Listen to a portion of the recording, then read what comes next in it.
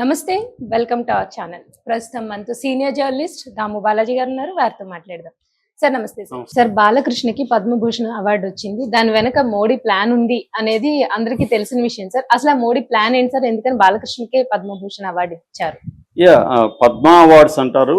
ఈ పద్మ అవార్డ్స్ అనేవి మనకి అత్యున్నత సివిలియన్ అవార్డ్స్ అన్నమాట. అంటే భారతరత్న తర్వాత పద్మవిభూషణ్, పద్మభూషణ్, పద్మశ్రీ ఈ అవార్డులు అనేవి దేశంలోనే అత్యున్నత సివిలియన్ అవార్డ్స్. అంటే కళ, సాహిత్యము, science, technology, public affairs, social service ఇలాగ అనేక రంగాల్లో ఉండే వాటికి ఎక్సెప్షనల్, డిస్టింగ్విష్డ్ అండ్ ఎక్సెప్షనల్ సర్వీసెస్కేమో పద్మ విభూషణ్ ఇస్తారు.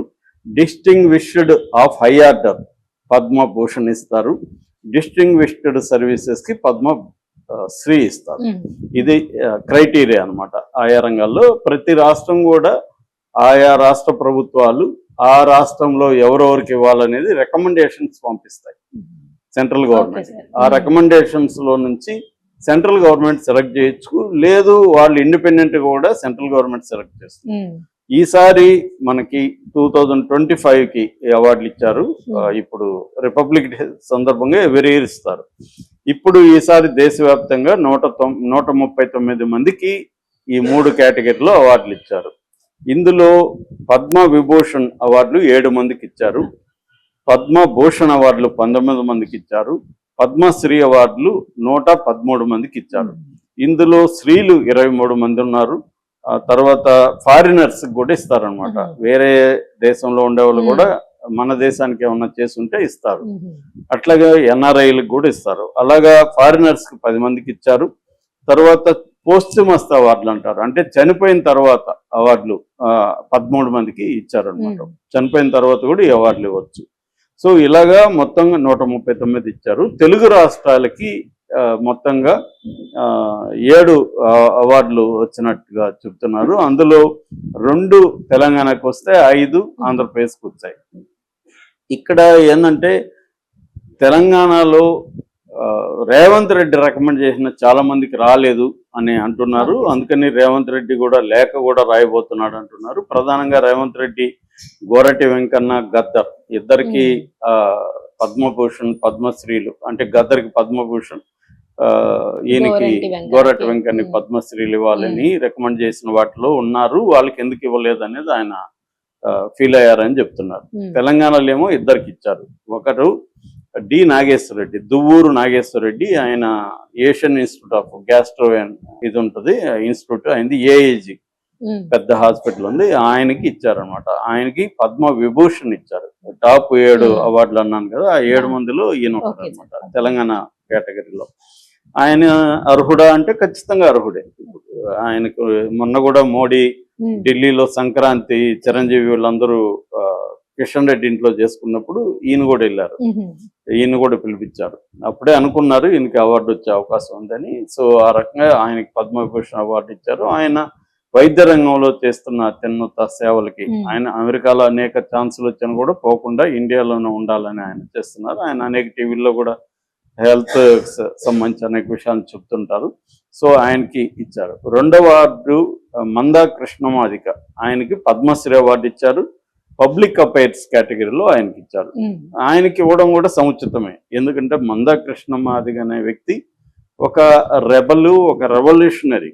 ముఖ్యంగా మాదిగలు, మాలలు, లేకపోతే ఆ స్థాయి అట్టడుగు వర్గాల వాళ్ళు తమ కులాన్ని చెప్పుకోవడానికే సిగ్గుపడి భయపడే చోట ధైర్యంగా పక్కన మందా కృష్ణ మాదిగ అని అనౌన్స్ చేసి, నేను మాదిగాని పెట్టుకుంటా, రెడ్లు, నాయుళ్ళు, ఇంకొకరు వర్మలు, వీళ్ళకంత తోకలు ఉంటే మేమెందుకు పెట్టుకోకూడదు అని ఒక సెల్ఫ్ పర్సెప్షన్ అనేది ఇండియాలోనే ఫస్ట్ టైం ఆయన చేశారు 90sలో, ఎర్లీ 90sలో.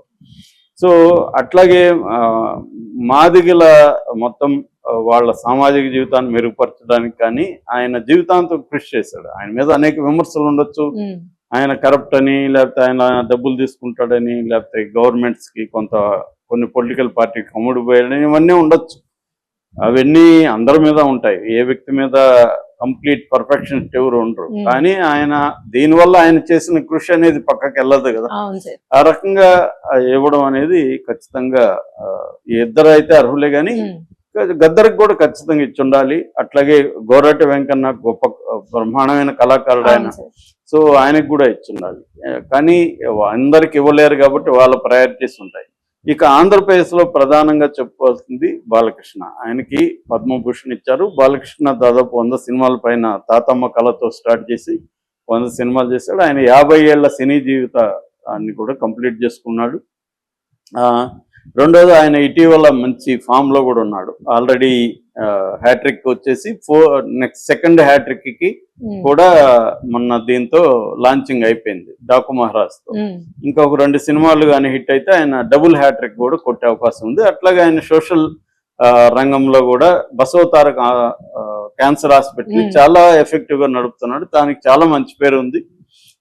చాలా ఎఫిషియెంట్ గా ఉంటుంది. అట్ ద సేమ్ టైం కొంత డౌన్ ట్రాడన్ వాళ్ళకు కూడా దాంట్లో చేస్తుంటారు. అది ఆయన పర్ఫెక్ట్ గా చేస్తున్నాడు.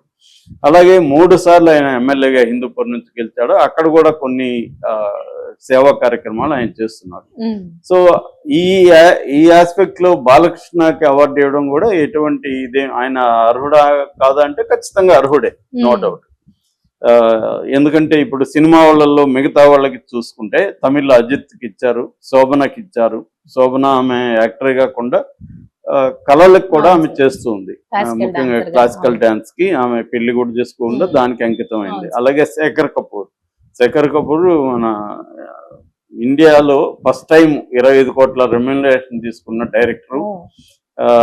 వరల్డ్ వైడ్ గుర్తింపు సినిమాకి, ఇండియన్ సినిమాకి గుర్తింపు తీసుకొచ్చిన ఎలిజబెత్ సినిమా తీయడం కానీ, మనకి పోలం దేవి మీద సినిమా తీయడం కానీ, ఇవన్నీ one of the best directors, అంటే టాప్ 10 ఇండియన్ డైరెక్టర్స్ లో ఆయన ఉంటాడు అనమాట. అలాంటి వ్యక్తికి ఇవ్వడం కూడా కరెక్ట్ గానే ఉంది. అట్లాగే కన్నడలో అనంతనాగ్ కూడా చాలా సీనియర్ యాక్టర్, ఆయనకి కూడా ఇవ్వడం కూడా ఇదే. అట్లాగే హిందీ సింగర్ అర్జిత్ సింగ్ ఇచ్చారు, పంజాబీ గాయకుడికి ఇచ్చారు, మరాఠీ నటులకి ఇచ్చారు. వీళ్ళందరికీ అర్హత లేదని ఎవరికి చెప్పలేము, అర్హత ఉంది. అయితే బాలయ్య బాబుకి ఎందుకు ఇచ్చారు అనేది ప్రధానంగా మన చర్చ కాబట్టి, మామూలుగా ఏంటంటే ఇప్పుడు అర్హత 100 మందికి ఉంటది. 100 అర్హత అనేది అంటే నెసరీ కండిషన్ ఏంటి? అర్హత ఉండాలి ఫస్ట్. సబ్సిడెంట్ కండిషన్ ఏంటంటే రాజకీయ లక్ష్యమే సబ్సిడెంట్ కండిషన్. మోడీ ప్రభుత్వానికి లేకపోతే బీజేపీకి రాజకీయ లక్ష్యాలకు అనుగుణంగా వాళ్ళు ఈ అవార్డులు ఎవరికి ఇవ్వాలని చూస్తారు. నేను ఇందాక చెప్పినట్టు సబ్సిడెంట్ కండిషన్ అనేది వేరు, నెసరీ కండిషన్ వేరు. సో నెసరీ కండిషన్ అర్హతలు, బేసిక్ అర్హతలు ఉన్న వాళ్ళందరినీ పంపిస్తారు వీళ్ళు. అందులో అర్హతలు మీట్ అయింటే అప్పుడు సబ్సిడెంట్ కండిషన్ లిస్ట్ లోకి వెళ్తుంది. ఆ సబ్సిడెంట్ కండిషన్ అంటే ఈ వీళ్ళకి ఇవ్వడం వల్ల మనకేంటి లాభం అనేది పొలిటికల్ యాంగిల్లో నుంచి బీజేపీ కదా, ఎవరైనా కాంగ్రెస్ లో ఉన్నా ఇదే జరుగుతుంది. ఎందుకంటే ఫర్ ఎగ్జాంపుల్ ఎన్టీఆర్ కి పద్మశ్రీ తప్ప ఏ అవార్డు ఇవ్వలేదు. సీనియర్ ఎన్టీఆర్ కి విభూషణ్ ఇచ్చి ఉండొచ్చు, ఆయనకి భారతరత్నే రావాలి, కానీ ఇవ్వలేదు. ఎందుకు? అప్పట్లో కాంగ్రెస్ కి ఆయన యాంటీగా ఉండేవాడు. ఆయన పార్టీ పెట్టిందే కాంగ్రెస్ కి వ్యతిరేకంగా, కాబట్టి కాంగ్రెస్ ప్రభుత్వం ఆయనకి లేదు. ఇప్పుడు కూడా బీజేపీ ప్రభుత్వం ఆయనకి ఇవ్వాలా లేదన్న దగ్గర చంద్రబాబు గట్టిగా డిమాండ్ చేయడం అవన్నీ చేయలేదు. ఏదో మొక్కుబడిగా చేస్తారు కానీ లేదు. అయితే బాలకృష్ణకి ఇవ్వడం వెనక మోడీకున్న రాజకీయ ప్రయోజనాలు ఏంది అనుకున్నప్పుడు, మోడీకి తెలుగు రాష్ట్రాల్లో ఒక వ్యూహం ఉంది. ప్రధానంగా ఇక్కడ తెలంగాణలో బీజేపీ కొంతమేరకి స్ట్రాంగ్ గానే ఉంది. దీన్ని నెక్స్ట్ లెవెల్కి తీసుకెళ్లాలంటే ఒక కరిస్మాటిక్ ఫిగర్ కావాలి ఇక్కడ బీజేపీకి. దానికోసం వాళ్ళు జూనియర్ ఎన్టీఆర్ ని కూడా కలిసింది, ఇవన్నీ చేస్తున్నారు. అట్లే చిరంజీవికి కూడా అవార్డులు ఇచ్చారు. చిరంజీవికి కూడా మొన్న కూడా ఆయన ఢిల్లీకి పిలిపించుకున్నాడు మోడీ సంక్రాంతి సందర్భంగా. ఇంకా పవన్ కళ్యాణ్ ఎట్లాగో ఆల్మోస్ట్ బీజేపీ వ్యక్తిలాగే బిహేవ్ చేస్తున్నాడు. సో తెలుగు రాష్ట్రాల్లో ప్రధానంగా ఆంధ్రాలో వాళ్ళు చాలా బలహీనంగా ఉన్నారు. సౌత్ ఇండియా మీద వాళ్ళు ఫోకస్ చేయాలి. ఇప్పుడు కూడా వాళ్ళని ఎంతో కొంత కాపాడింది సౌత్ ఇండియానే, నార్త్ కంటే. అయినప్పటికీ కూడా సౌత్ ఇండియా బలహీనంగా ఉంది. అందుకని ఒక్క కర్ణాటకలో తప్ప వాడికి తమిళనాడు బలహీనంగా ఉంది, కేరళలో అసలు లేదు, పాండిచ్చేరి లేదు, తెలంగాణ కొంత పర్లేదు, ఆంధ్రాలో కూడా జీరో వాళ్ళకి. ఇటువంటి కాంటెక్స్ట్ లో ఆంధ్రాలో బలపడడానికి వాళ్ళు ఏంటంటే కమ్మ కాపు కాంబినేషన్లకి వెళ్దాం అనుకున్నారు. కమ్మ సెక్షన్ అంతా కూడా ప్రధానంగా చంద్రబాబు అనుకుంది, కానీ అందులో ఎన్టీఆర్ సెక్షన్ ని చేలొద్దామనే ఐడియా బీజేపీకి ఉంది. అందుకని పురంధేశ్వరిని ప్రెసిడెంట్ కి పెట్టడం, జూనియర్ ఎన్టీఆర్ ని అమిత్ షా కలవడం, ఇప్పుడు బాలకృష్ణకి అవార్డు ఇవ్వడం వెనక్కి కూడా ఏంటంటే ఎన్టీఆర్ లాబీ ఒకటి ఉంటుంది బలంగా. చంద్రబాబు కూడా ఎన్టీఆర్ ని ఉపయోగించుకోకుండా ఎప్పుడు ఉండడు. సో ఈ ఎన్టీఆర్ లాబీని ఆర్గనైజ్ చేసి కమ్మ సెక్షన్ ని కొంత చీల్చి, కాపు ఎలాగో పవన్ కళ్యాణ్, చిరంజీవి, నాగబాబు వీళ్ళందరూ తమ కంట్రోల్లో ఉన్నారు. ఇందులో జూనియర్ ఎన్టీఆర్ రేపు కానీ బలంగా తీసుకురాగలిగితే, కమ్మ సెక్షన్ లో మేజర్ చీలికి తీసుకురాగలిగితే, చంద్రబాబు ఒకసారి వీక్ అయిపోయినాక ఆయన వయసు రీత్యా కూడా బలహీనపడే అవకాశం ఉంది. కాబట్టి లోకేష్ కమ్మ లాబీని ఆర్గనైజ్ చేయలేడు. లోకేష్ ని కూడా ఏదో కేసులు ఇరికిచ్చి ఇబ్బంది పెట్టచ్చు.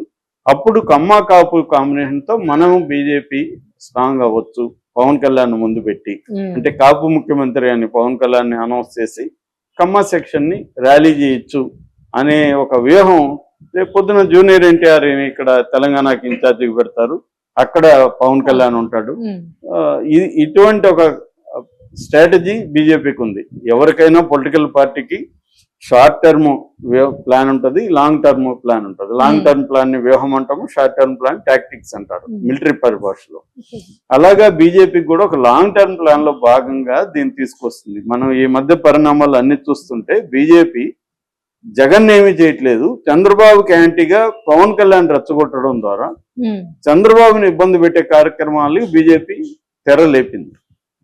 సో ఆ యాంగిల్లో చూసుకున్నప్పుడు బాలకృష్ణకి ఇవ్వడంలో కూడా అదే కనిపిస్తుంది. కాకపోతే బాలకృష్ణకి ఇవ్వడం పట్ల కొన్ని మహిళా సంఘాలు వీళ్ళందరూ కూడా వ్యతిరేకత తెలియజేస్తున్నారు. ఎందుకంటే ఆయన మహిళల పట్ల అనేక సార్లు అసభ్యంగా ప్రవర్తించడం, అసభ్యంగా మాట్లాడడం, కన్నాయన కొట్ట అదేదో అన్నాడు, కడుపైనా చేయాలి అట్లాంటివి మాట్లాడడం. తర్వాత ఈ మధ్య కూడా ఓరసి రౌతల అని ఒక స్టేజ్ మీద ఆయన డాన్స్ అసభ్యంగా చేయడం, ఆమెను అవమానించే విధంగా చేయడం, అట్లాగే ఆమె ఎవరు అంజలిని నెట్టివేయడం, ఇలాగ అనేక సార్లు ఆయన స్త్రీల పట్ల అసభ్యంగా మాట్లాడుతూ ఇదేనా ఆయన కళ అని కూడా అడుగుతున్నారు. కళ వేరు, బిహేవియర్ వేరు. ఖచ్చితంగా ఆయన బిహేవియర్ ను వ్యతిరేకించాలి. అట్ ది సేమ్ టైం ఆయన కాంట్రిబ్యూషన్ కూడా ఉంది ఖచ్చితంగా తెలుగు సినిమాకి సంబంధించి. అది మనకు నచ్చిందా లేదా అనేది వేరే విషయం, కానీ